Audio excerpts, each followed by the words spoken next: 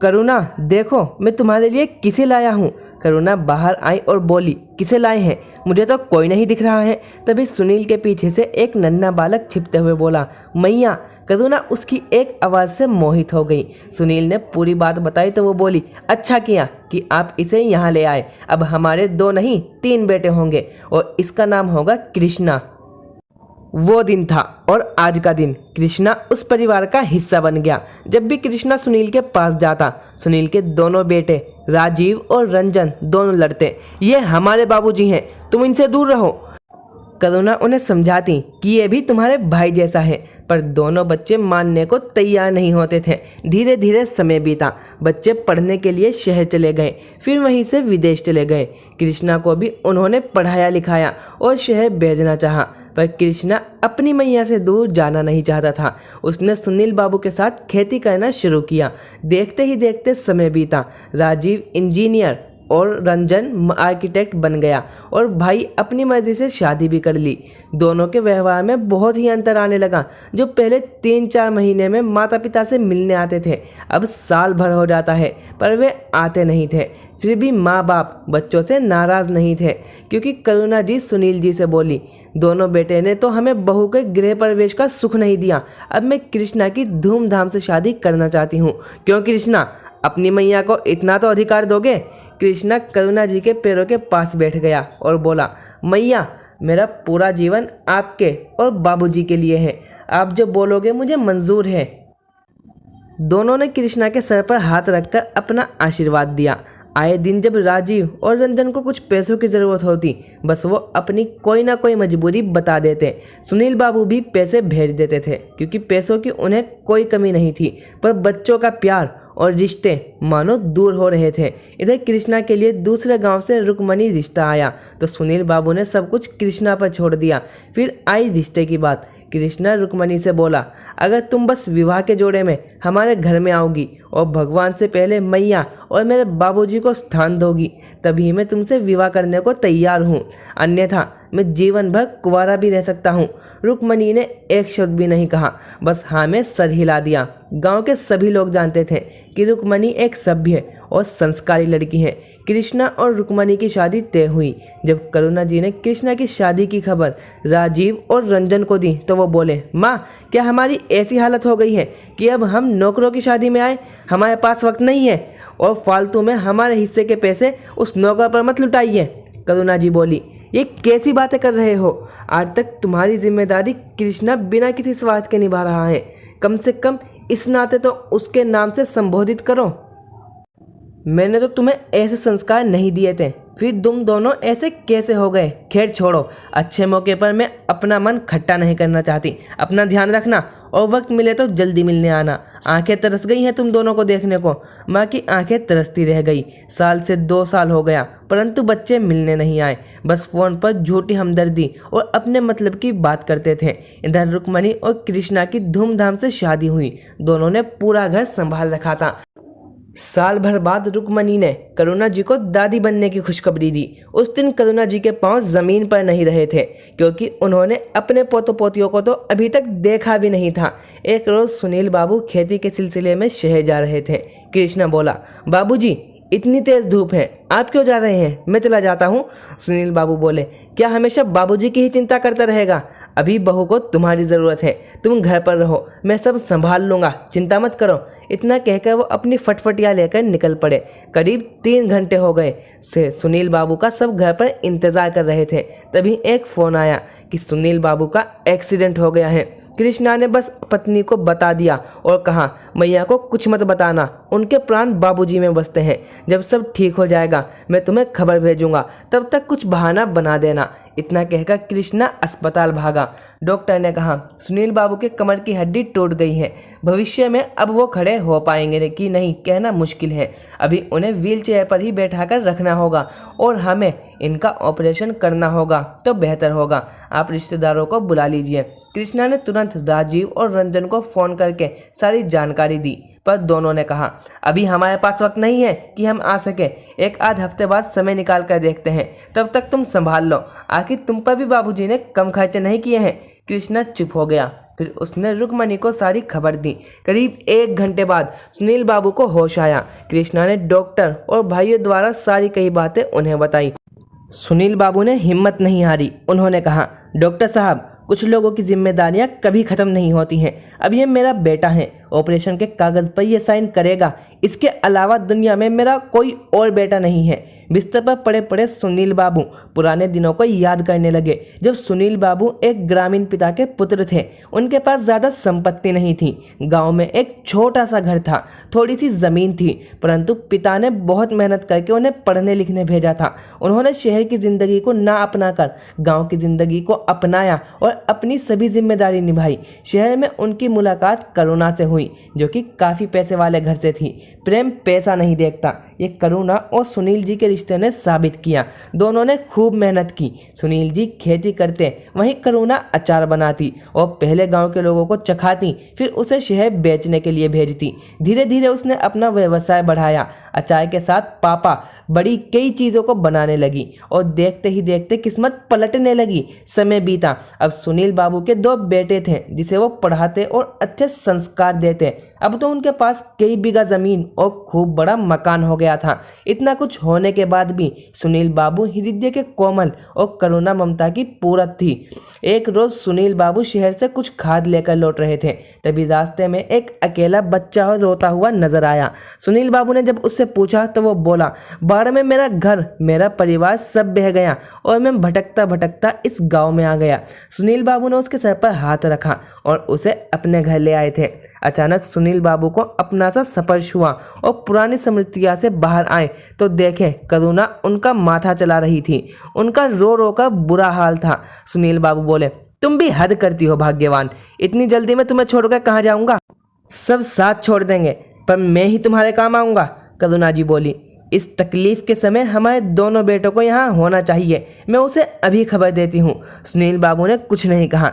जब करुणा जी ने बेटों को फ़ोन किया तो वो बोले, माँ, विदेश से आने जाने में बहुत पैसे खर्च होते हैं। ऐसा कीजिए, आप कुछ पैसे भेज दीजिए, और अभी बच्चों के स्कूल खुले हुए हैं, दफ्तर से छुट्टी लेना होगा। हम वक्त निकाल कर आने की कोशिश करेंगे। राजीव ने रंजन को फ़ोन किया। छोटे, क्या तुम गाँव जाओगे? रंजन बोला, इच्छा तो नहीं है, कौन जाए उस धूल मिट्टी में, और वहाँ हमारे लिए रखा क्या है? माँ और बाबूजी का क्या है? 2-4 साल रहेंगे फिर चले जाएंगे। उसके बाद एक ही बार जाकर वहाँ की सारी संपत्ति बेचकर हम यहाँ आ जाएंगे। राजीव बोला, तुम्हारी भाभी कह रही थी कहीं कृष्णा और उसकी पत्नी माँ बाबूजी को बरगलाकर हमारी सारी संपत्ति अपने नाम न लिखवा लें, तो हमें जाकर ये पैसों का मामला ख़त्म करना होगा।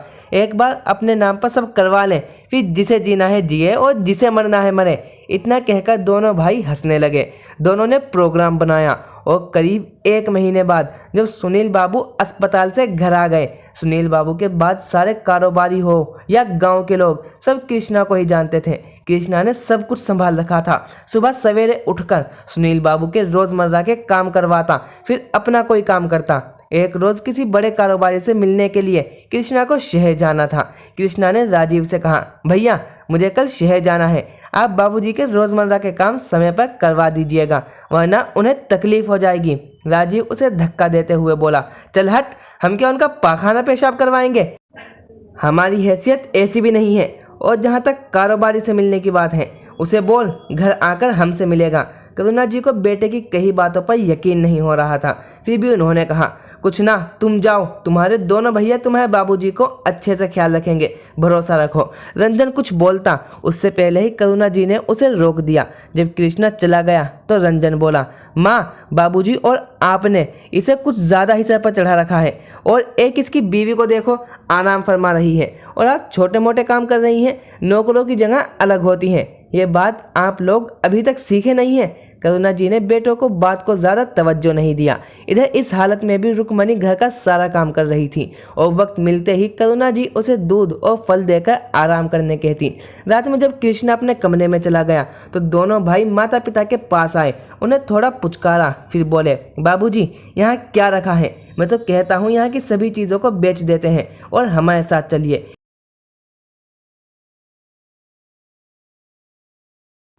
वैसे भी वहाँ बच्चों को देखने के लिए हमें आया रखना पड़ता है, कितने पैसे इसमें खर्च होते हैं। अब दादा दादी रहेंगे तो आया रखने की क्या ज़रूरत पड़ेगी। सुनील बाबू पत्नी को देखे और बेटों को बोले, बेटा क्या तुम्हारी माँ और उस आया में कोई फ़र्क नहीं है? हम पराये को भी अपना बना लिए, तुम अपने होकर पराये हो गए। राजीव बोला, बाबूजी क्या आप भी रंजन की बातों में आ गए? उसके कहने का वो मतलब नहीं है। अरे हमारे पैसों पर यहाँ कृष्णा और उसका परिवार बढ़ता और पलता जा रहा है, क्या आपके पैसों पर आपके पोतों का अधिकार नहीं? खैर छोड़िए इन बातों को, ज़रा इन कागज़ों पर दस्तखत तो कर दीजिए। करुणा जी बोली, बेटा तुम अपने बाबूजी की हालत देख रहे हो, अब उनके सोने का समय हो गया है और ये कैसे कागज़ पर दस्तखत करवा रहे हो? रंजन अपनी माँ को बहलाकर वहाँ से ले गया। राजीव पिता को बोला, बाबूजी मैं नया कारोबार शुरू करना चाहता हूँ, जिसके लिए मुझे कुछ पैसों की ज़रूरत है, क्या आप अपने बेटे को निराश करेंगे? सुनील बाबू बोले, ठीक है बेटा, कागज़ यहीं रख दो, मैं दस्तखत कर दूंगा। राजीव खुश होकर वहाँ से चला गया। जब करुणा जी कमरे में आई तो बोली, मुझे अपने बच्चों पर शक नहीं करना चाहिए, पर उनकी मंशा मुझे ठीक नहीं लग रही है। कहीं आपकी लाचारी का वो फ़ायदा उठाकर रिश्तों की गरिमा ना भूल जाए। सुनील बाबू बोले, करुणा वो मुझे छल सकता है, वक्त को नहीं, सबके किए का लेखा यह यहीं होता है। तुम बस उस बंसी बजैया पर भरोसा रखो और सब उस पर छोड़ दो। अब और तुम भी सो जाओ। अगली सुबह तड़के 4 बजे कृष्णा एक बार सुनील बाबू को कमरे में झांकने गया तो दोनों सो रहे थे। कृष्णा रुक्मणी को बोला, माँ और बाबूजी के साथ अपना भी ध्यान रखना, मैं जल्दी आऊँगा। इतना कहकर वो चला गया। 1 घंटे बाद सुनील बाबू के साथ जागने का समय हो गया था। करुणा जी रंजन को कहने गई। रंजन नानू करके मुंह घुमाकर सो गया। फिर उन्होंने राजीव से कहा। वो बोला, ठीक है मैं जाता हूँ। करुणा जी बोली, मैं स्नान करने जा रही हूँ, फिर उधर से मंदिर चली जाऊँगी। तुम बाबूजी को शौच करवाकर हाथ मुँह धुलवा देना। इतना कहकर वो चली गई। राजीव पिता के कमरे में गया और नाक बंद करके बोला, बाबूजी आप डायपर क्यों नहीं पहन लेते? और मुझे तो इस कमरे में उल्टी आ रही है, मैं सब नहीं कर सकता, थोड़ी देर रुक जाइए, कृष्णा आता होगा। इतना कहकर वो वहाँ से चला गया। बेचारे सुनील बाबू आवाज़ लगाते रहे, कोई सुनने वाला नहीं था। अचानक रुक्मणी के कानों में उनकी आवाज़ गई। वो धीरे धीरे वहाँ आई और देखा सुनील बाबू गीले बिस्तर पर लेटे हुए हैं, आंखों से आंसू बह रहे थे। रुक्मणी उनके आंसू पोंछते हुए बोली, चलिए बाबूजी, मैं आपको शौचालय ले चलती हूँ। सुनील बाबू बोले, नहीं नहीं बहू, मुझे अपनी ही नज़रों में मत गिराओ, ईश्वर मुझे उठा क्यों नहीं लेता? क्या यही दिन देखने थे? रुक्मणी बोली, क्यों बाबूजी, जब आपने बेटे बहू में फ़र्क नहीं किया तो जिम्मेदारी में निभाने में क्यों फ़र्क करूं? रुक्मणी ने बहुत मुश्किल से उन्हें कमरे में रखे कपबोर्ड पर बैठाया और जल्दी से उनका बिस्तर बदला। थोड़ी देर में करुणा जी भी आ गई। जैसे ही रुक्मणी उन्हें अपने कंधे पर सहारा देकर बिस्तर पर बैठा रही थी, करुणा जी भागकर उनके हाथों को संभाल ली और बोली, बहू संभाल कर, कहीं तुम्हें कुछ हो न जाए। सुनील बाबू की आंखें भीगी हुई थी। रुक्मणी अपने आंचल से उनके आंसुओं को पोंछा और बोली, बाबूजी इतना मत सोचिए, माता पिता बच्चों के रोजमर्रा के काम को कर सकते हैं तो क्या आपकी बहू बेटी बनकर आपका काम नहीं कर सकती? इतना कहकर वो सफाई करने लगी। सुनील बाबू के बिना कहे ही करुणा जी सब समझ गई। वो आंगन में गई और जोर से चिल्लाई, राजीव और रंजन कमरे से बाहर निकलो। माँ की पहली बार ऐसी दमदार आवाज़ सुनकर दोनों हड़बड़ाकर बाहर निकले। माँ ने दोनों हाथों से दोनों को 2-2 तमाचे जड़ दिए और बोली, जिस बाप के लिए पहले तुम लोग लड़ते थे, आज उन्हीं से तुम्हें बदबू और घुटन हो रही है। वो गर्भवती औरत होकर तुम्हारे पिता को शौच करवा सकती है, तुम दोनों बेटे होकर खराटे भर रहे हो। अरे तुम्हारे जैसी औलाद से तो बे औलाद रहती। दोनों रुक्मणी को घूर रहे थे। करुणा जी ने फिर एक तमाचा जड़ दिया और बोली, उसे क्या घूर रहे हो? खबरदार जो मेरी बहू की तरफ नजर डाली, तुम दोनों इस पवित्र घर में रहने के लायक नहीं हो। अपना सामान समेटो और निकल जाओ मेरे मंदिर जैसे इस घर से। राजीव बोला, हाँ हाँ, तो हम कौन सा यहाँ रहने के लिए आए हैं? मैं अभी बाबूजी से वो कागजात लेकर आता हूँ। कौन ऐसे लोगों के साथ रहेगा जो अपने बेटों को भी नौकरों जैसा समझते हैं? इतना कहकर राजीव पिता के कमरे की तरफ बढ़ा। उतनी ही देर में कृष्णा भी वहाँ पहुँच गया। माँ के इस रुद्रोप को देखकर कृष्णा हैरान था। रुक्मणी ने सारी बात बताई। करुणा जी ने राजीव का हाथ पकड़ा और खींचते हुए बोली, खबरदार जो अपनी बुरी नीयत लेकर मेरे देवता समान पति के पास गए। मैं करुणा, पति सुनील वर्मा, धरती अंबर और ईश्वर को साक्षी मानते हुए तुम दोनों को अपनी चल अचल संपत्ति से बेदखल करती हूँ। ना तो तुम्हारा न तुम्हारे परिवार का इस संपत्ति पर कोई हक ना था ना रहेगा। कृष्णा बोला, मैया रुक जाइए, ऐसा अनर्थ मत कीजिए। करुणा जी ने उसे इशारे से रोका। मैया के इस रूप को देखकर कृष्णा ठिठक गया। कृष्णा, इन दोनों अजनबियों का सामान अभी के अभी बांधो और दरवाजे के बाहर फेंको, ये मेरा हुक्म है।